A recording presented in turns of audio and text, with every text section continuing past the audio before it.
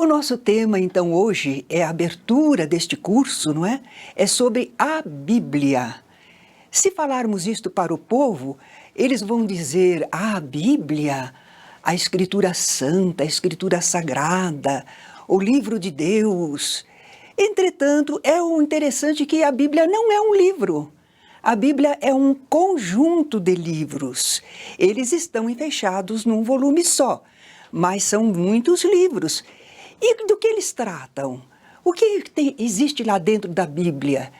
É a história dos hebreus, um povo asiático da antiguidade que se instalou na Palestina. Seus livros teriam sido escritos por vários autores em épocas diversas. Parece que foram cerca de 36 os autores, isso contados desde Moisés, que nós temos mais ou menos o tempo de Moisés antes de Cristo, de 1300 a 1400 anos, mais ou menos.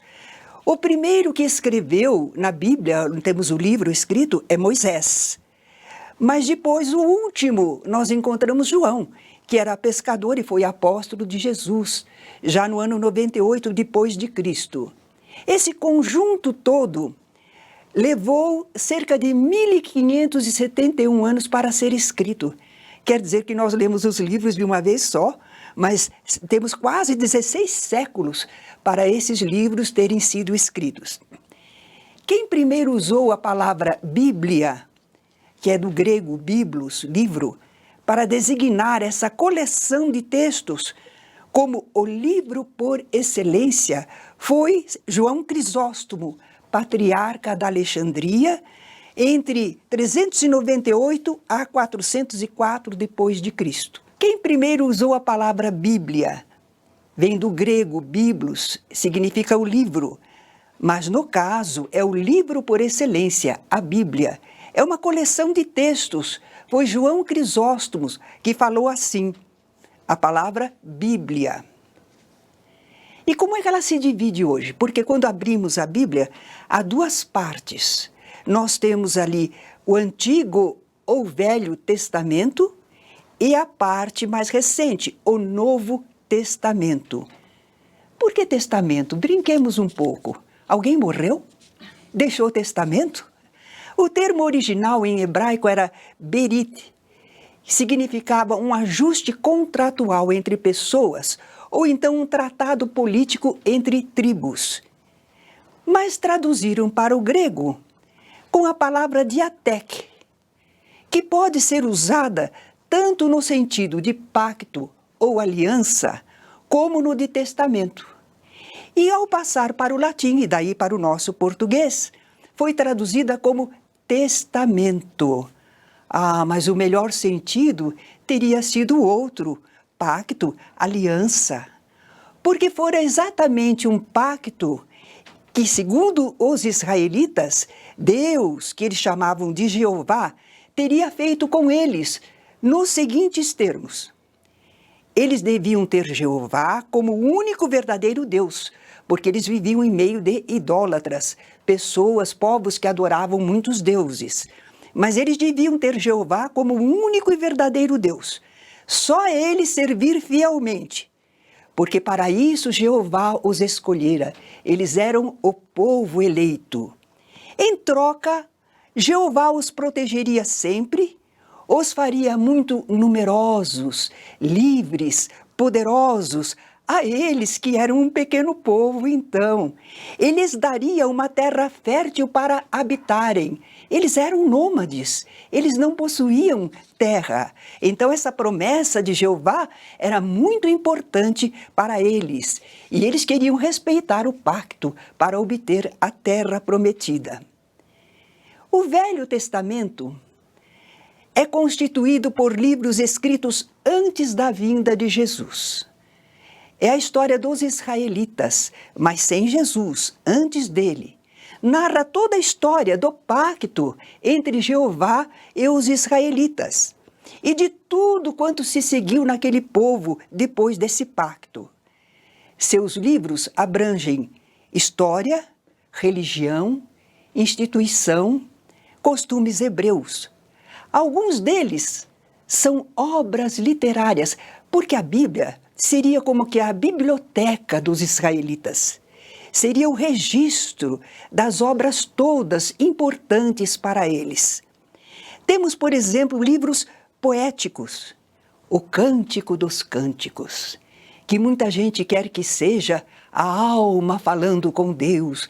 Não é não, é um poema erótico muito lindo, mas não é religioso. Está na Bíblia porque é uma obra-prima que precisa ser preservada. Salmos são cantos religiosos, poemas que eles cantavam nos cultos. E os livros sapienciais, Jó, por exemplo, muita gente pensa que Jó realmente existiu. Não, é um livro que foi escrito para fazer debates em torno da morte, do porquê da vida, porque sofremos. Então a história de Jó serve para isso. Provérbios, Eclesiastes, são todos livros sapienciais. A Bíblia também contém o registro das manifestações, das revelações espirituais que ao longo da história os hebreus receberam da espiritualidade superior. Todos os povos sempre receberam a presença e manifestação dos Espíritos do Senhor. Os israelitas também. Repararam que às vezes estamos falando israelitas, às vezes hebreus? Hebreus era o nome do povo. Entretanto, depois eles passaram a ser chamados israelitas por causa de um dos seus patriarcas, que foi denominado por um anjo de Israel. E aí, então, todos os demais eram descendentes desse Israel, Jacó, que foi chamado Israel. Quando Jesus dizia a lei e os profetas, várias vezes Jesus se refere a isso. Do que ele estava falando? Do Velho Testamento, das leis de Moisés e dos mensageiros que receberam estas mensagens espirituais. Então Jesus aludia, sim, à lei e os profetas, porque eram as leis a que os israelitas obedeciam, mandamentos e ordenações que eles seguiam com fidelidade. Os livros do Novo Testamento ainda não haviam sido escritos.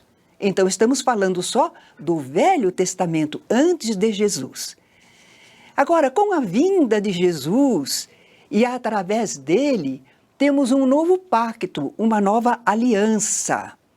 Agora nós estamos, então, em um Novo Testamento. Um pacto que foi firmado por Deus, mas agora não é apenas com o povo hebreu, não apenas com os israelitas, mas é extensivo a toda a humanidade. Esses livros do Novo Testamento contam, portanto, a história do advento de Jesus, chamado o Cristo, e da repercussão que essa presença de Jesus na Terra causou, não só na Palestina, mas para o mundo todo. Os livros do Novo Testamento também fazem a biografia terrena de Jesus, relatando todos os episódios principais de sua vida, e também os feitos e ensinos, e ainda dos seus primeiros seguidores mais chegados, mais diretos. Para os israelitas, a Bíblia consiste unicamente no Velho Testamento, porque eles não reconheceram Jesus como Messias, que eles tanto esperavam, que lhes fora prometido. Eles até aceitam Jesus como um profeta, um porta-voz, mas absolutamente não como Messias. Então, para eles, a Bíblia que eles seguem até hoje, que respeitam, é toda a parte do Antigo Testamento. Mas os cristãos tomaram a vida de Jesus, os relatos sobre ele, e uniram ao Velho Testamento. Então, nós temos a Bíblia, como conhecemos aqui no Brasil, constituída pelo Velho e o Novo Testamento. A Bíblia foi escrita no Velho Testamento, naturalmente em hebraico. Só que o hebraico ficou reservado mais, depois do cativeiro na Babilônia, ele ficou reservado para o culto religioso. Não era mais falado, não era mais um idioma popular. Em lugar disso, eles estavam usando o aramaico, porque o aramaico, sim, era falado em toda a região de Arã. era usado pelos israelitas para as relações populares e com os outros povos. Apenas algumas passagens do Velho Testamento é que foram escritas em aramaico. A quase totalidade da Bíblia no Velho Testamento está em hebraico. O Novo Testamento. Jesus falava em aramaico, é claro. Era o idioma popular da região em que Jesus viveu. Mas Jesus nada escreveu, como os grandes mestres da antiguidade. Eles ensinavam oralmente. Nós podemos lembrar Sócrates, que só conhecemos através dos escritos de Platão, não é? Da mesma maneira, Jesus, nós o conhecemos através dos evangelistas, que falaram a respeito dele. Mateus escreveu em aramaico. Os demais, Marcos, Lucas e João, escreveram em grego. Nós temos várias traduções e versões da Bíblia, porque, em verdade, nós não conhecemos, não consultamos os textos originais. Esses textos originais se perderam, nós vamos conhecer cópias de cópias, a partir do ano 70 depois de Cristo, mais ou menos. Então, nós conhecemos versões e traduções da Bíblia. A versão do 70, por exemplo, no século II antes de Cristo, olha, Jesus ainda não estava em cena, mas sábios judeus que viviam na Alexandria, no Egito, traduziram os livros do Velho Testamento para o grego, porque o grego era então o idioma cultural, o idioma praticamente universal. Mas acrescentaram esses sábios 7 outros livros, que os judeus lá de Jerusalém não concordaram. Acharam, não, esses livros não deverão constar. Então nós ficamos com a Bíblia, Velho Testamento, traduzido para o grego, com mais 7 livros do que era usual para os israelitas de Jerusalém. Essa é uma versão, a versão dos 70. Mas temos também a Vulgata. Agora já estamos na época do latim, não é? O idioma grego foi perdendo sua importância como idioma cultural. Agora os dominadores romanos impunham o latim. Consta que no século IV depois de Cristo já havia uma tradução da Bíblia para o latim. O Papa Dámaso, ele foi pontífice entre os anos 366 a 384 depois de Cristo. Foi ele que ordenou a revisão e tradução das versões populares que existiam para o latim. Sim, porque agora o latim é que era importante, o idioma a ser utilizado. E ordenou a São Jerônimo que examinasse as versões existentes. São Jerônimo fez isso, traduziu o Velho Testamento dos textos hebraicos para o latim e uniu ao Novo Testamento. Agora nós temos então a Bíblia como a conhecemos. Foi aí que se deu essa fusão, né? A Igreja Católica acrescentou depois os 7 livros deuterocanônicos, quer dizer, aqueles 7 livros que os judeus de Jerusalém não tinham aprovado, mas que os sábios lá de Alexandria, os sábios israelitas, mas que moravam em Alexandria, tinham incorporado. A Vulgata, essa tradução para o latim que a Igreja fez, é a única versão que a Igreja Católica adota. Mas ela permite o estudo de outras versões, não há problema. Mas como se fosse para citação, para seguir a lição que está na Bíblia, então eles usam somente a Vulgata. Existe, porém, já um trabalho dentro da própria Igreja para tornar a coisa mais atualizada. Então nós temos a Neovulgata. É a mesma Vulgata, mas agora corrigida e definida pela moderna ciência bíblica. Isso se deu em 1979, tempo do Concílio Vaticano II, Papa Paulo VI. E nós temos hoje a Bíblia muito popularizada, vendida em tantas livrarias, mas nem sempre foi assim. A Bíblia era alguma coisa escondida, secreta? Nem todo mundo podia ter acesso à Bíblia, não. Até o século XVI, só as pessoas do clero católico e aquelas pessoas a quem eles davam autorização é que poderiam ler a Bíblia. Ela estava em oculto, os sacerdotes é que falavam sobre a Bíblia, mas o povo não lia. A propósito, Eurípides Barçanufo, pioneiro do Espiritismo, quando ele era da Igreja Católica, ele era um católico, muito militante, trabalhador, inteligente, jovem. Então o sacerdote concedeu a ele o direito de ler a Bíblia e o presenteou com um exemplar. Isso era coisa inusitada. E nós sabemos que ainda foi no século passado. Quer dizer que aqui os brasileiros não liam a Bíblia, não conheciam a Bíblia. Eurípides Barçanufo teve essa honra de poder ler a Bíblia. Mas quando foi nesse século XVI, Lutero, o pai da Reforma Protestante, queria colocar a Bíblia ao alcance de todas as pessoas.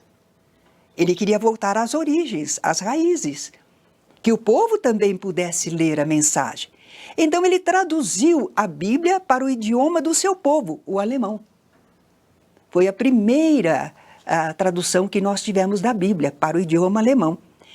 E a imprensa havia sido recém-inventada, quer dizer, não foi bem Gutenberg que inventou, mas ele aprimorou, aperfeiçoou a imprensa, não é? Então estava recém-apresentada ao público. E Lutero aproveitou a imprensa e publicou a Bíblia em alemão. Isso popularizou, divulgou o conhecimento da Bíblia. E para o português, nós temos duas traduções muito conhecidas.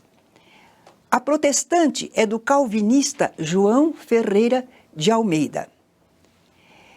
O Novo Testamento, a parte do Novo Testamento, ele publicou em 1748, em português, não é? Mas foi publicada muito após a morte dele. Em vida, ele não teve a oportunidade de ver a sua tradução publicada. Em 1753, foi publicado a parte do Antigo Testamento, que ele começara a traduzir, mas foi completada por Jacobus Acker. Então, a primeira impressão completa em português e em um único volume, Velho e Novo Testamento, nós vamos conhecer somente em Londres, 1819, com a versão de João Ferreira de Almeida. Agora, vejamos como é conhecida a tradução católica. A mais conhecida é do padre Antônio Pereira de Figueiredo. A edição brasileira foi publicada em 1864.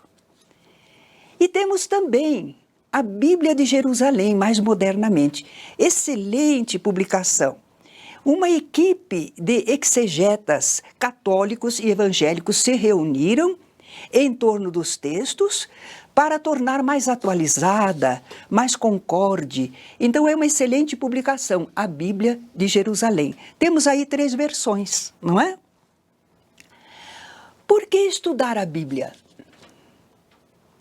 Que importância tem? São livros antigos, de um povo asiático. Qual é a importância que tem a Bíblia para nós? Ela importa, ela interessa a todos os cristãos. E aos espíritas? Também somos cristãos, também seguimos o Cristo, embora alguns não concordem, não pensem assim. É na Bíblia que nós encontramos os relatos sobre a vida de Jesus. Ele era judeu, da casa de Davi, da tribo de Judá, uma das 12 tribos dos hebreus, do povo israelita. Lá na Bíblia nós também encontramos a história desse povo em que Jesus nasceu e viveu. Ora, conhecendo através da Bíblia o povo, a época, os lugares e as circunstâncias em que Jesus viveu, nós poderemos entender melhor os seus atos, a sua mensagem. E ter melhor relação também com os profetentes de outras demais religiões cristãs. Há um modo de nos entendermos, nós e os nossos companheiros cristãos, que têm outras confissões religiosas. Claro que teremos aí alguns pontos discordantes, mas em relação à história de Jesus, o que ele fez, onde foi, como se comportou, isto é igual, porque nós temos a Bíblia como fundamento. A cultura do povo brasileiro é judaico-cristã, porque nós estamos baseados na Bíblia, no campo religioso. Então é a história dos judeus, é judaico, mas é também cristã, porque lá está a história de Jesus. Nesse estudo bíblico, nós não poderemos ignorar que no Velho Testamento, a parte antiga da Bíblia, há uma parte humana e uma parte divina. Porque há pessoas que leem a Bíblia e querem dizer que tudo é a palavra de Deus. Mas é a história do povo hebreu. Então, há coisa dos homens. Essa parte humana é constituída pelas ideias que os hebreus faziam sobre a origem do universo. Como é que começou tudo? A criação da terra, dos seres que a habitam. E se nós ficarmos ao pé da letra, nós vamos encontrar lá um mundo feito em 6 dias. E a gente sabe que talvez 6 eras, mas não 6 dias, não é? Vamos encontrar absurdos, como dizem lá que o sol parou para que os israelitas pudessem ganhar a guerra, não é?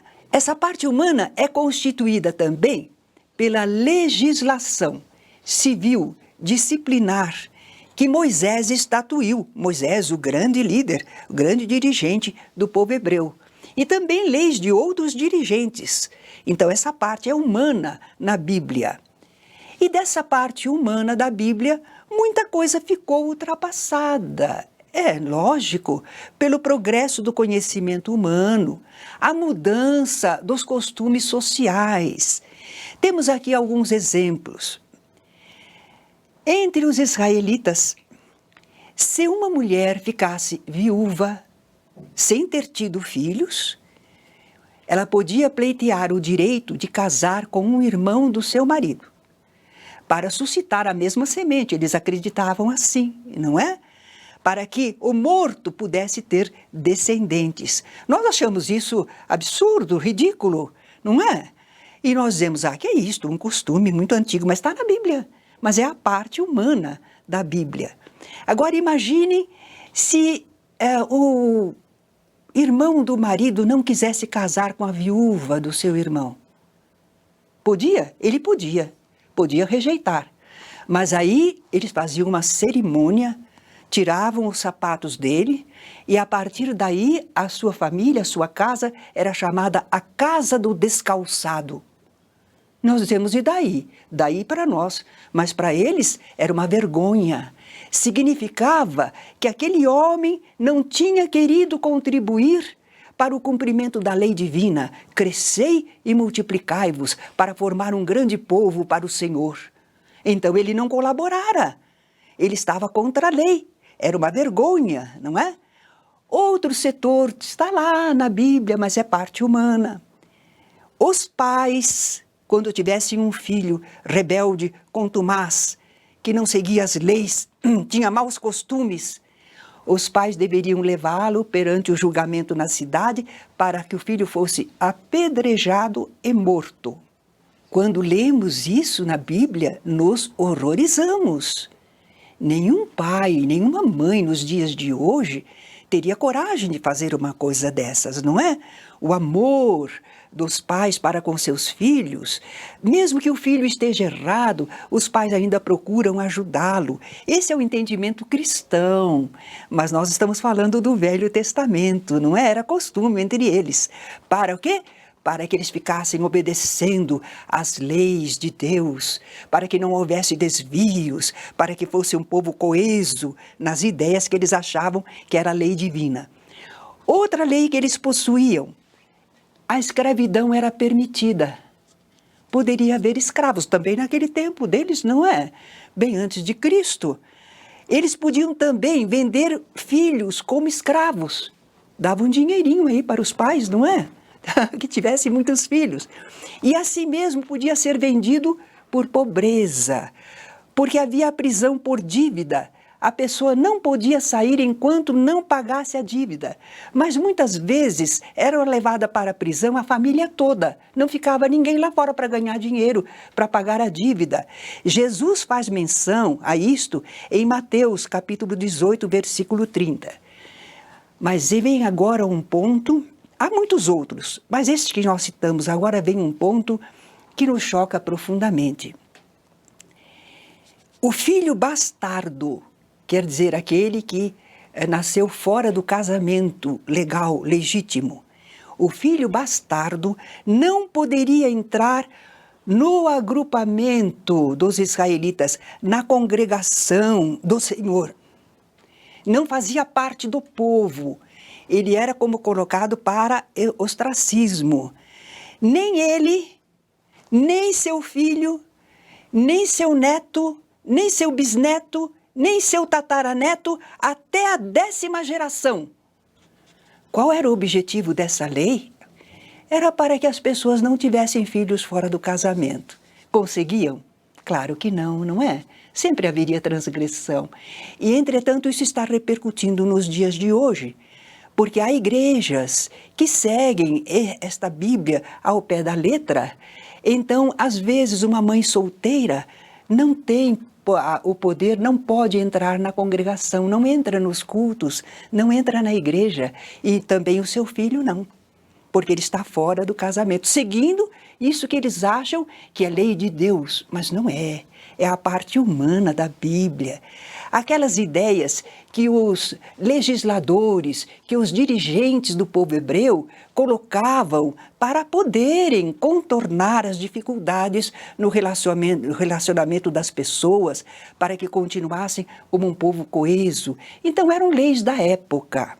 Mas o pessoal, como está na Bíblia, leva como se fosse lei de Deus. Agora, existe na Bíblia uma parte divina.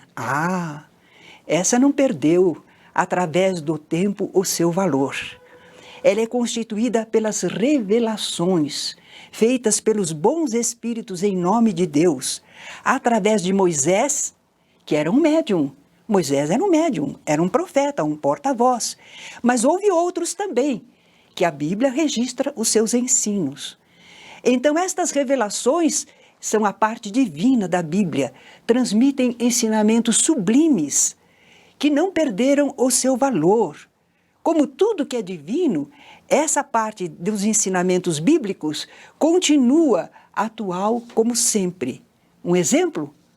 O Decálogo, os 10 mandamentos. Naturalmente que outros povos também apresentavam uma espécie de 10 mandamentos, porque são as normas básicas, indispensáveis para que a comunidade possa existir e conviver, respeitando os direitos uns dos outros, não é?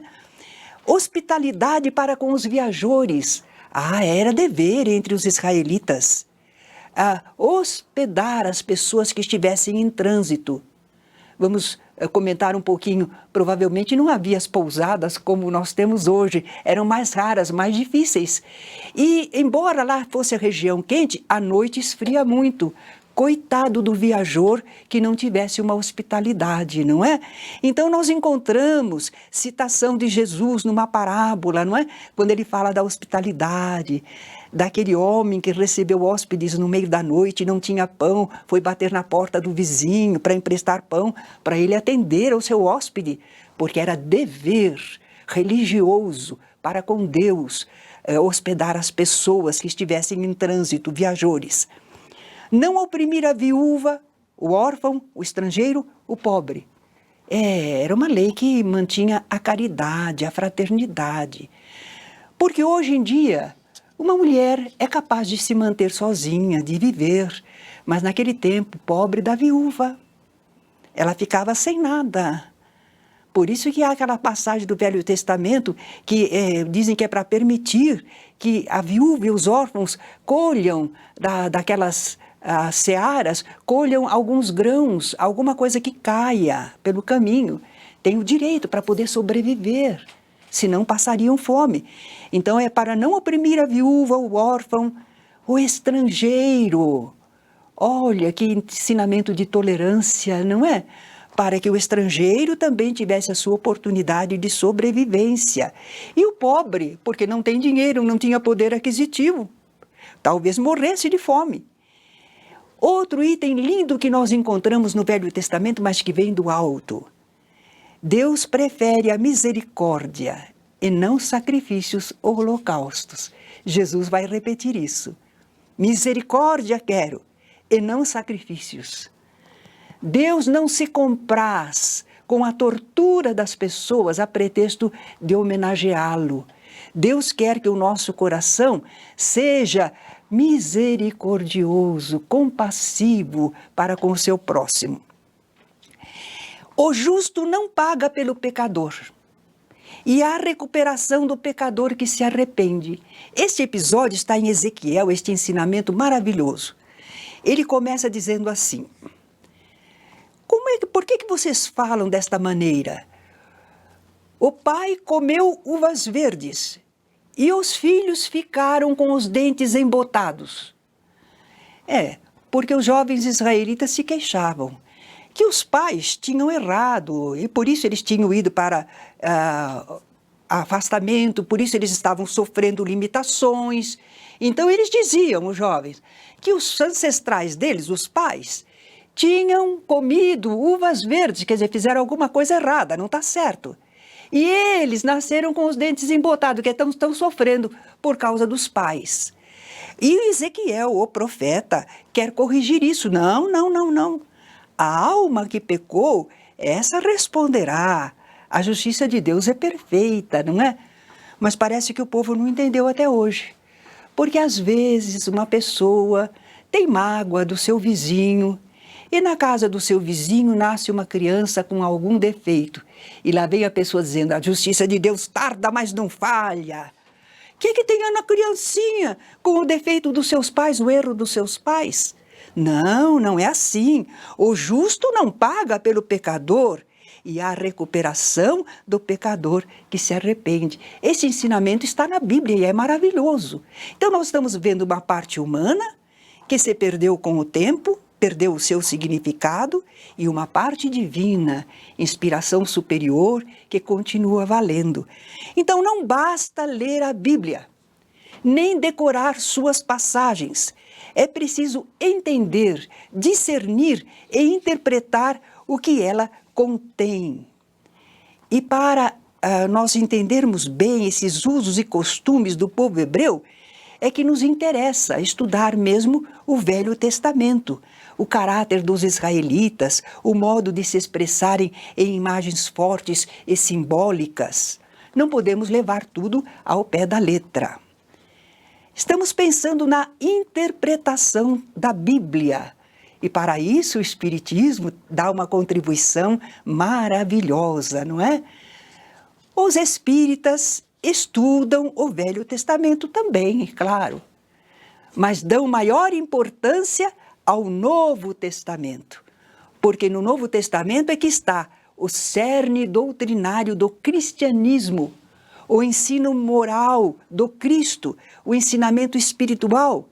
É uma revelação mais avançada e mais aperfeiçoada que a de Moisés. Só que para estudar a Bíblia, fazer o estudo bíblico, os espíritas utilizam uma dessas versões existentes, as respeitáveis, sobre a Bíblia. O Espiritismo não tem uma Bíblia nova. Não. Algumas pessoas pensam que o Evangelho segundo o Espiritismo é a nova Bíblia que os espíritas criaram. Não.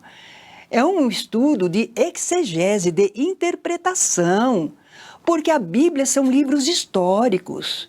Não podemos desfazer deles, não podemos fazer uma outra Bíblia.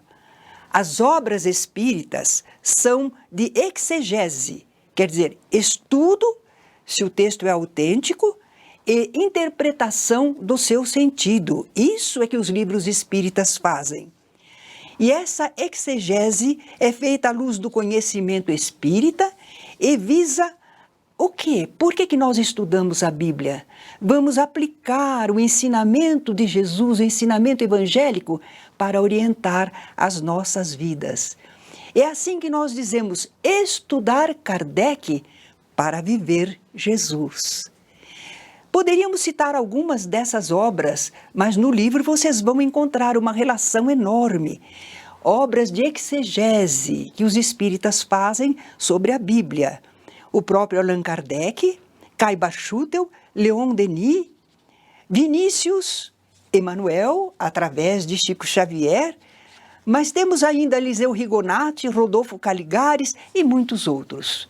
Vocês poderão consultar livros espíritas que fazem a interpretação da Bíblia, para que nós tenhamos uma visão melhor, respeitando os ensinamentos antigos, conhecendo o povo e a época em que Jesus viveu, mas sabendo retirar de todo esse estudo quais são verdadeiramente as leis divinas que valiam então e continuam valendo até hoje para nos levar cada vez mais perto de Deus. Obrigada.